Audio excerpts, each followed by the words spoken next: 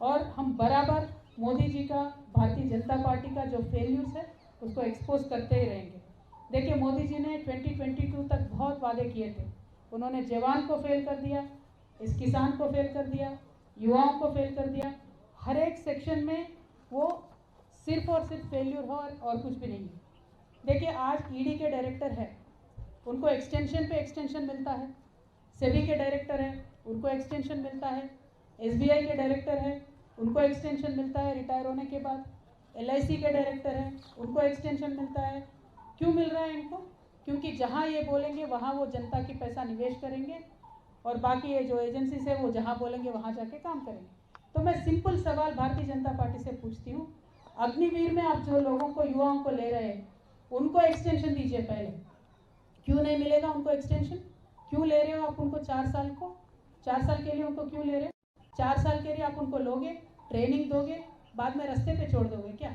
या जैसे आपके भारतीय जनता पार्टी के नेता बोलते हैं, आपके ऑफिस में चौकीदार के नौकरी पे रखोगे?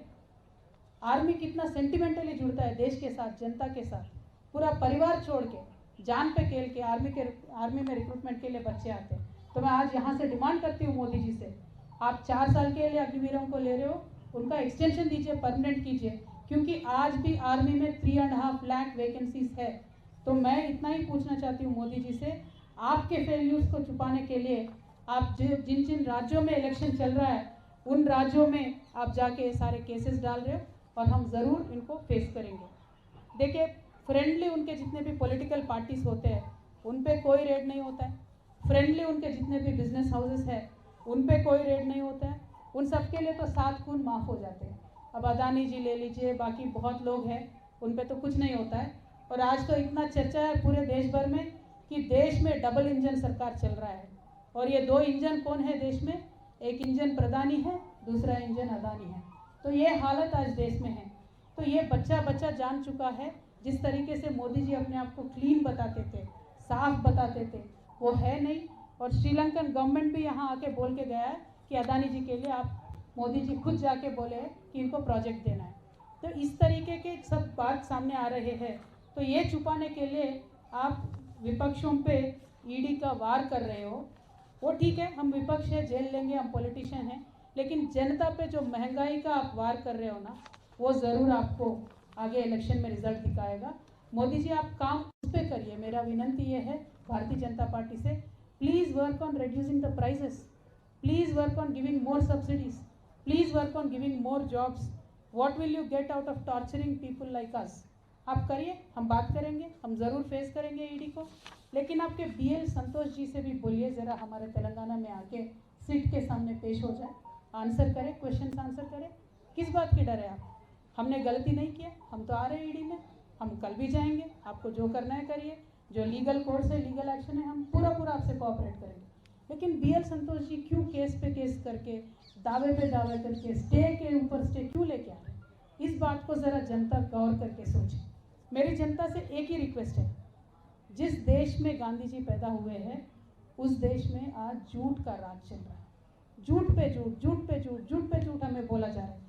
जीडीपी के बारे में झूठ बोलते हैं, डेवलपमेंट के बारे में झूठ बोलते हैं, पार्लियामेंट के हाउस में खड़ा होकर प्रधानमंत्री झूठ बोलते हैं। क्या ये पॉलिटिक्स है? ऐसा पॉलिटिक्स चाहिए?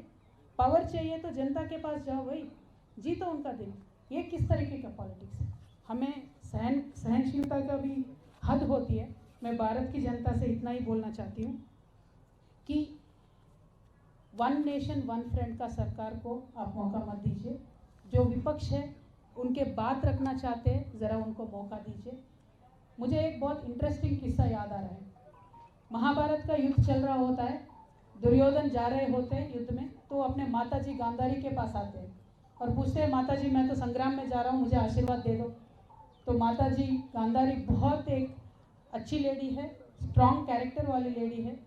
तो दुर्योधन को जानती है, दुर्योधन के तरफ गलत है, तो वो आशीर्वाद कैसे दे दे विजय होने की?